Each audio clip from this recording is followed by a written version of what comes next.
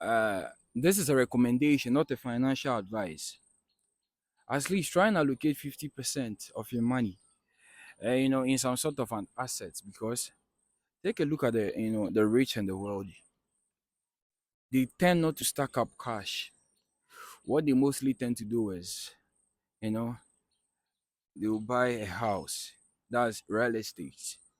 Why are they investing in real estate? One of the key reasons why they are investing in real estate is, you know, uh, real estate tends to appreciate over time.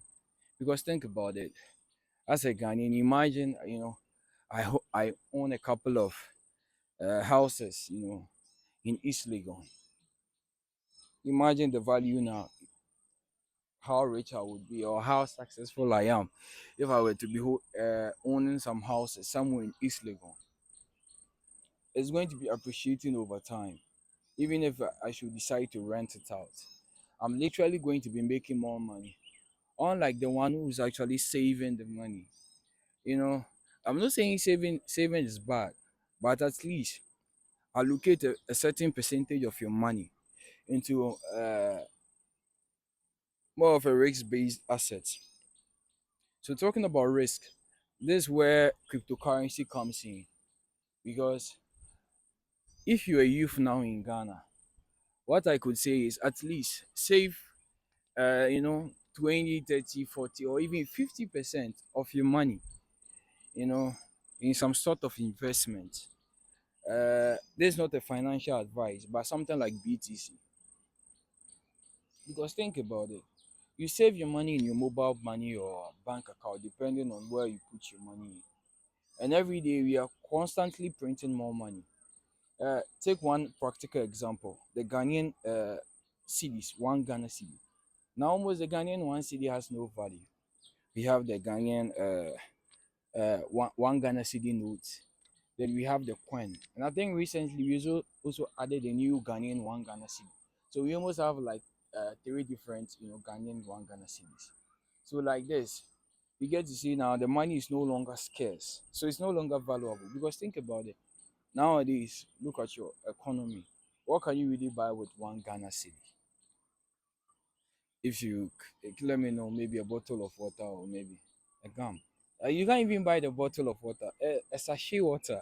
That's a crazy aspect. So imagine, as a youth, the more you save, the more you save, the more you save, the more we print more money in, the more we print more money in, the more you are saving. And where are you getting this money from? Your time and your energy. And as you're putting in your energy, keep in mind we are constantly growing. And as we are growing, think of it like this. As you're growing like this, your money should also be growing like this with you. You understand me? But here lies the case. You are growing 20, 25, 30, 35, 40, 45. And your money is constantly also going like this. So as you are aging, your money is also going down like this. It's depreciating. So start to allocate a percentage of your money into appreciating assets. Real estate is an appreciating asset. You can start up a business, and it's almost you still have an infrastructure. And BTC, just like I'm saying, there's no financial advice. We are looking at the current state that we are in, and we are living in a digital age because as you're watching this video, you're watching it on your phone. So why don't you start allocating at least a percentage of your money into these sort of volatile assets? Because you would say saving in the bank. Uh, yes, when you save your money in the bank, think about what do you think the bank uses your money for? Think of it like this: that I'm a bank, and you come and save, let's say, $1,000. You deposit in. Uh, to me as the bank, I could say your money is a liability for me. So what I typically tend to do is I will take your money and I will lend it out because if I should save the money, it's not going to provide any value for me. It's just going to be there because think about it. Who would, which bank in its right sense will just create a bank, bring your money, let me take care of it for you? What's in for them? What's in for them? Think about it. What's in for the bank for saving your money? And at the end of the day, we charge you a small percentage for actually holding your money and protecting it for you. And we, the banks, are also the same people, the central banks that tend to also print the money. So the bank typically doesn't need your money. What the bank typically does is you deposit it, I take it from you, and I give it to your next brother or your sister who also come looking for a loan. And I'll set an interest rate on your $1,000. So, by law, we are, we could say we have to at least maintain a little bit portion in it. So sometimes, if you're really someone who tends to be going to the bank back and forth and be, withdrawing, there are sometimes you can go to the bank and the amount that you might specify to withdraw, the bank can tell you currently, you know, go and come another day. Sometimes the money is not in the bank. Don't ever think they store your money in the vaults in the bank. No, by the next day, new set of people will come in. We lend the money out. The money has to go and circulate because think about it. Money doesn't sleep. Money, cash, it doesn't sleep because let me see if I have a cash here. Yes, I think I have a cash here. So there's a Ghanaian cedis. So 10 Ghanaian cedis. So think about it that I'm a bank and you give me your money and I take it and I put it here in the bank. So it's in my pocket. So it's in the bank. Basically, what value am I getting from this as the money is in my pocket? The only time this money becomes valuable is when I take this Ghanaian 10 Ghana cedis and I purchase something with it. Or I lend it to a friend and be like, okay, uh, bring it tomorrow. Tomorrow, uh, I want an interest of 5 cedis. So tomorrow, bring me 15 cedis. That's the only time this gives me value. But if you should deposit this and I should take this and hold this, now we could say now it's meaningless because just look around me where I am now. What can I buy with this around here? Nothing.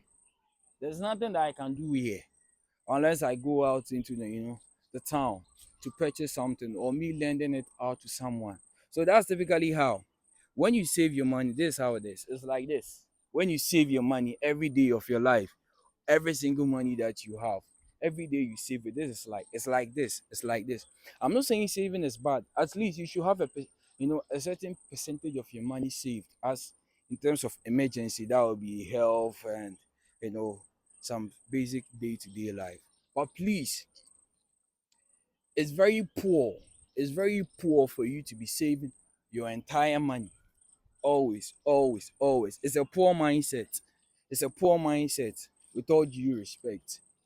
If you're constantly just saving all your money and you're not trying to find ways to actually uh, make value or create value out of this, you're going to stay poor.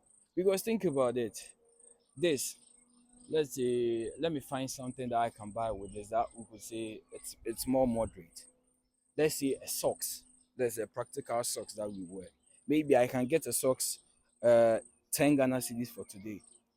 In the next 2 3 months, let's say now as the bank is here, 2025, there's a high probability that I might go and buy that same 10 socks which I bought for 10 Ghana cedis. I might go and get it maybe 12 13 Ghana cedis depending on you know the how importation, because at the end of the day, when you look at our GDP growth, Ghana, we are constantly importing almost like everything I'm even wearing. I don't even think it's not made in Ghana.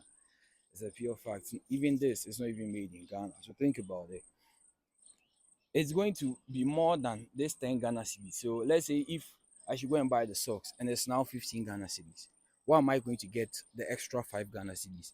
That means I have to now return back home and go and hustle, hustle, hustle, hustle to get that same additional 5 cedis to add to this to go and buy that same socks which I bought it earlier 10 Ghana cedis. But think of it here where I have gold. gold tend to appreciate over time because it's scarce. Just like I said, in the sexual market, you know, the more reserved the woman is, the more, we say most men are also willing to pay the, the ransom price for the bride price, because at the end of the day, he wouldn't want, if half of the community has already eaten in it, it has no value. It's the same as the money. If more is printed into the economy, this money tend to have no value. So that is why the rich, they always tend to, basically invest their money. So some tend to put it in stocks, some buy treasury bills. But talking about treasury bills, Ghana now, looking at our economy now, treasury bills, it's even a risk. Because look at our economy now. The only time treasury bill becomes an advantage for you as a Ghanaian is when your country's economy is also constantly growing. Because when you buy a treasury bill, typically what you've done is you've lended your money to the government. That's what really a treasury bill is. So that's what they say bonds and all those things. When you buy it, basically you are lending your money to the government, who is going to pay you back at a later time. It's almost the same thing as a bank.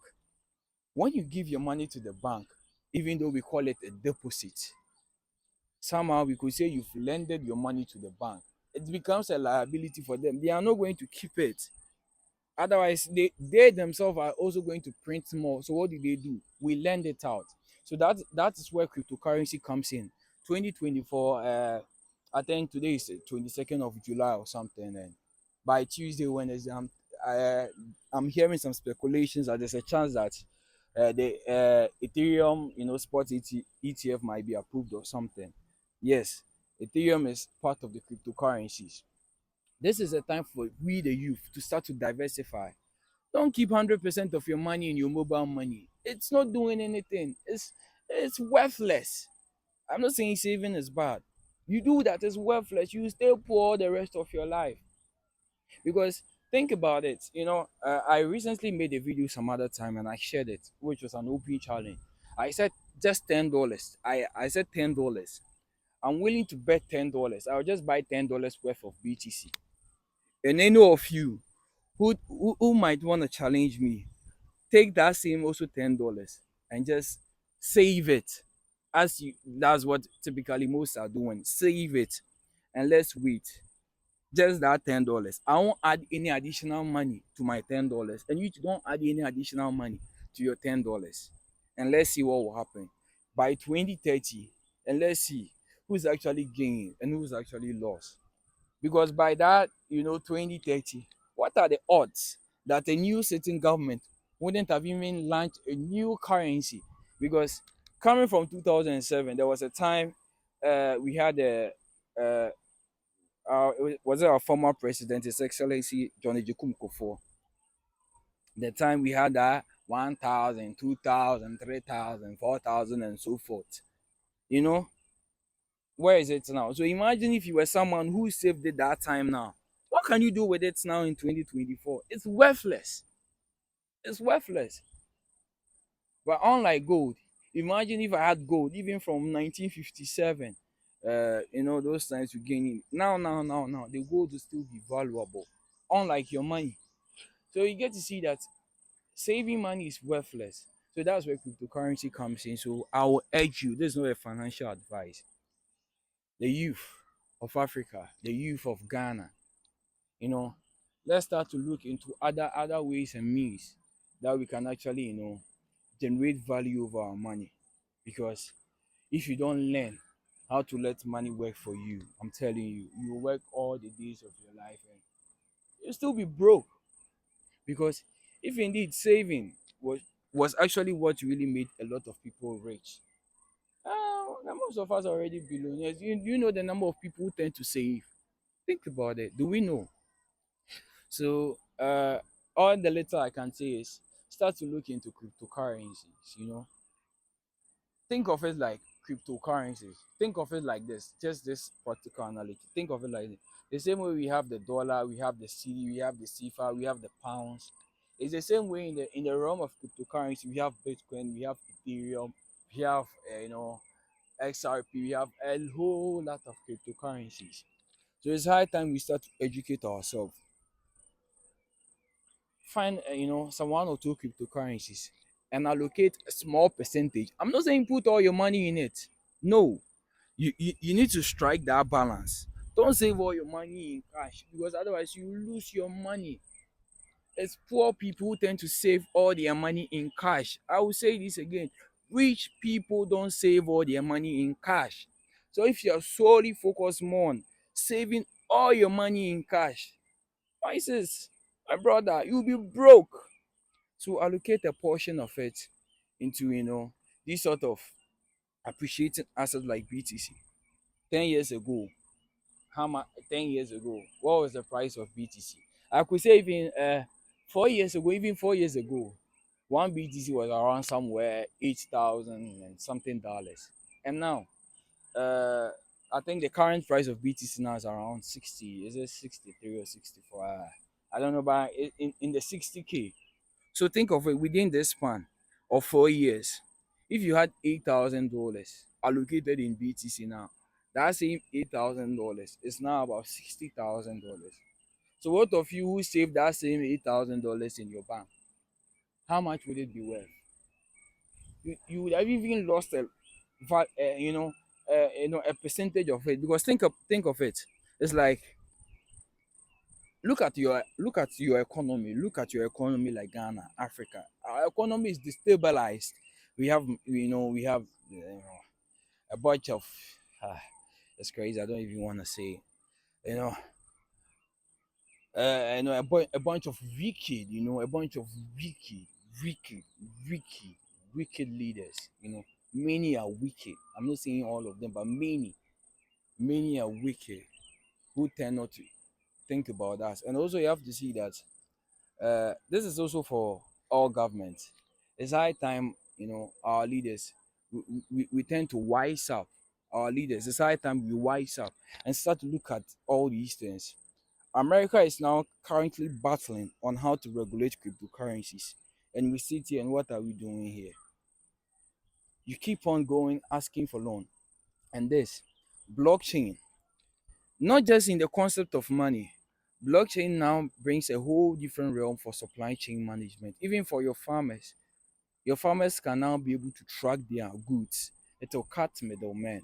Even as a youth right now, it's high time you also start to look into blockchain cryptocurrencies because this is the future. You are living in a digital age. You are watching this on the internet, wherever, because I don't think you even be watching it in the palm of your hands, one way or the other. You are one way or the other also executing transactions online, mobile money, Visa card, all these things, they are digital. What is going to happen in the next decade is you see these transactions that's happening. You send your money, you send your friend, Momo, send me Momo. The girls the way they bill us, you go say make you send you Momo. That you see that back and forth. What's going to happen at time to come is with the integration of the blockchain. Whenever I send you that money, if you bill me and me that no go chia, but if you bill me while chia, it's going to be written on the blockchain, which is immutable. So it's going to be there till the day the internet crashes. The records, the transactional record, is going to be there. So it brings this level of immutability where you can't forge. Even in hospitals, you can't forge documents because when these are deployed on the blockchain, it just stays there till the internet crashes. So the blockchain, we have BTC, which is an open permissionless public blockchain. I don't want to say much. All I want to say add, to add this is rich people don't save all their money. So start to look into appreciating assets. I'm not here to go and tell you to go and put in this on. Do your research, learn, educate. But what I could recommend is, BTC. Just I'm not saying go and buy BTC. I said look into BTC and try and explore. Start small, you know, set a percentage. Maybe you can start with okay, maybe I'll use just 5% of my savings. Buy BTC. Look at it. See how understand the volatility rate. If you're more comfortable, then you begin to also, uh allocate a little bit and see I want to say this. Don't think when you buy the BTC one time and that is it. No, because average youth at the end of the day, how much money is the average youth making? So don't think you're going to buy 200, 300 Ghana cedis. That's like you are going to let's use the dollars as that's tend to be the more global reserve currency, so that depending on where you are, you can understand it. Don't think you're going to buy, let's say, $20 worth of BTC, $30 worth of BTC, and that is it. No, with every day that you are making money, try and make sure that you allocate a certain percentage of your money into these sort of assets. So as you are saving, so let's say you are someone who make, let's say, $100 a month or $50 a month. I just want to be more conservative, as the cost of living here is crazy. So let's say $100. You can start, or maybe with every month you allocate maybe 30% of that same $100 into BTC, a little bit in cash. You save a little bit, let's say 50%, and the remaining 30% they take, they run your day-to-day life. Allocate some, because this is an opportunity for us. Oh. This is an opportunity for us, because look at the stocks.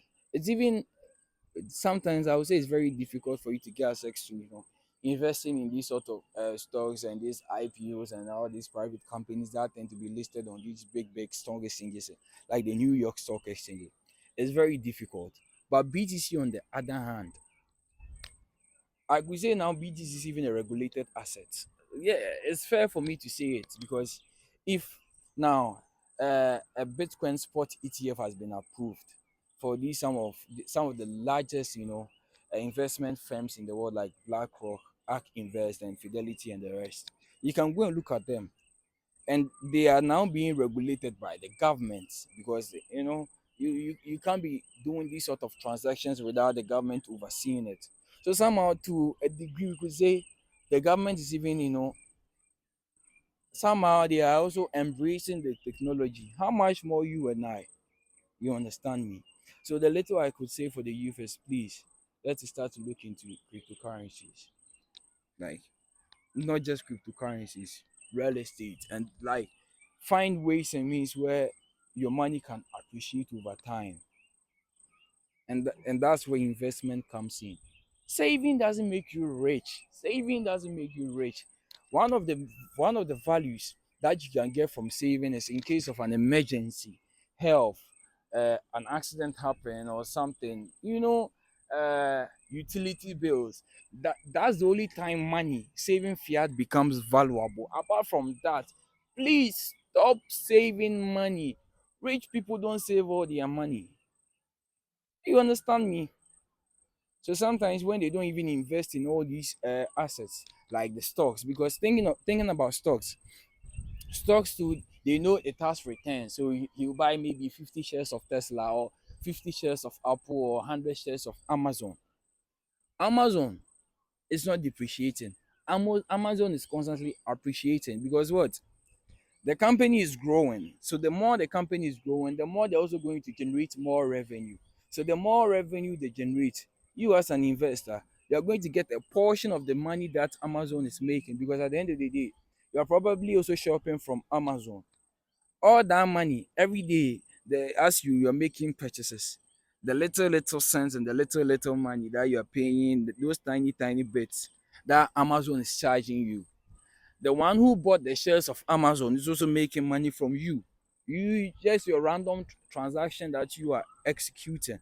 Someone is sitting there sleeping, and we say your financial activities that you are making, your day-to-day life as you are buying, is actually feeding someone. Because it's going to be appreciated, because I don't think you're going to stop buying from now. You still buy clothes, you still buy books, you still buy even search of these gadgets. You still have to shop them from some of these websites, and they get paid for that. But think about it. You save all your money in your mobile money. What is it doing for you? What is it doing for you? It's doing nothing. Nothing. You are just saving it for what? That one day it will make you a billionaire or what? So that's where it becomes. Say, as you are saving, you have to have you have to have a sort of a plan. So someone is saving. saving to what? Go and buy something, saving to go and build, saving to go and do something. That is a percentage of their allocation. Oh, because think about it. You say rich people save, but not all their money is that they are saving. He saves a little bit, he allocates a portion, he buys a little bit of gold, treasury bill. He lends a little bit of his money to the government. He doesn't keep all his 100% money in his bank account like here. Oh. No, he divides it. So I think I have a coin here. So let's say if this money was very much divisible, you could say 2 cedis. I'll buy a BTC worth of 2 cedis worth of BTC. Sorry if you don't understand, but you just get the concept. So let's say 2 out of 10 in BTC, maybe 3 Ghana cedis for treasury bill, 1 Ghana cedi for whatever you want to do, and maybe 5 Ghana cedi. I save 5 Ghana cedis. That's for emergency food and my day-to-day life. So you get to see that constantly. That's where a diversified portfolio comes. I'm not saying stretch yourself too thin. That's also a risky point when we talk about diversification and bring in the idea of compounding. That's why I love Warren Buffett. Compound, compound. As you're saving a little bit here with the BTC, you're also compounding along the run. Because someone like a micro strategist like Michael Saylor, go and take a look at them. They are constantly buying BTC. They now have about $200 million worth of BTC. And I don't think they are stopping any moment from now. Because with BTC, I can move wherever I can have $1 billion worth of BTC on my mobile phone. And I can go anywhere in the world. And you wouldn't even know I have $1 billion worth of BTC. Or I won't say $1 billion worth of, I would say you wouldn't even have $1 billion. Yes, so you understand. I can have $1 billion, and I'll be sitting there and I'll be talking to you and I'll be laughing with you and you wouldn't even know. I can move all around. So meaning every country, BTC is borderless. So basically every country that I go, I can still live my life unlike gold. So imagine I have about 500 tons of gold. Does it mean everywhere I go I have to carry the gold? No. That's one of the advantages BTC comes. So allocate a little bit of percentage also in precious metals. Don't they go out? Youth, it's high time financial education, the literacy is very, very important. So the little that I can say is scarcity, and BTC is scarcity. I'm not saying go and buy BTC or ape into BTC, but look into BTC, understand the technology, and there are more currencies like BTC. That's likely to change your life, especially as we're also in the the bull season, you know, as from we say from a trading standpoint, we say we have cycles. The market have cycles, and currently we are in a bull season, whereby I'm telling you, even with the right information, that I'm I repeat, with the right information, $100 can even change your life. I'm telling you, with the right information, with the right information, $100 can change your life. With the right information, $100 can even be turned into $10,000. I'm not trying to sell like this sort of what do you say, fantasy. That's why I said with the right information, $100 can even change your life. I'm telling you. So that's what I will say for today. And please stop saving all your money. Stop saving. You'll be broke. So peace out and much love. The little bit I can say is, oh, crazy. You know, let's learn and let's educate and,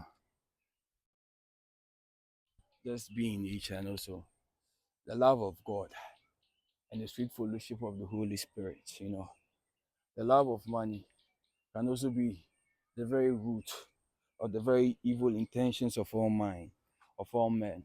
So stay blessed and stay peace, and, at least try and be in nature.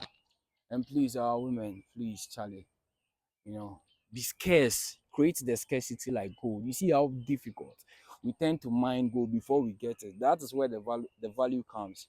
Unlike money, that's we can print more. It's the same way. If men are get easier access to you, you'll be sexually exploited. So in the market, you say you are constantly depreciating over time. This is not a financial advice, so please stay ahead of the curve, educate yourself, follow, subscribe wherever you see this content. And you know, if you have any question on a content that you would love me to create, something you don't really understand and you would want me to go in depth, you can drop it in the comment box or something. You can shoot me an email at kojoland.if@gmail.com. And also, if you are, what do we say, a Web3 project, or a cryptocurrency project, you know, looking to venture into this field, you could shoot me a DM and you could have a little bit conversation, and I could also share a little bit of insight that I have gained over uh, I would say a couple of time that I've been in this space, so it can also help you to leverage, because I see a lot of potential in this technology for the continent of Africa. So any African out there, even Asia or wherever you are, basically just let's contribute and let's help shape the future, and let's make the world a better place for us all to be in. Peace out and much love. Peace.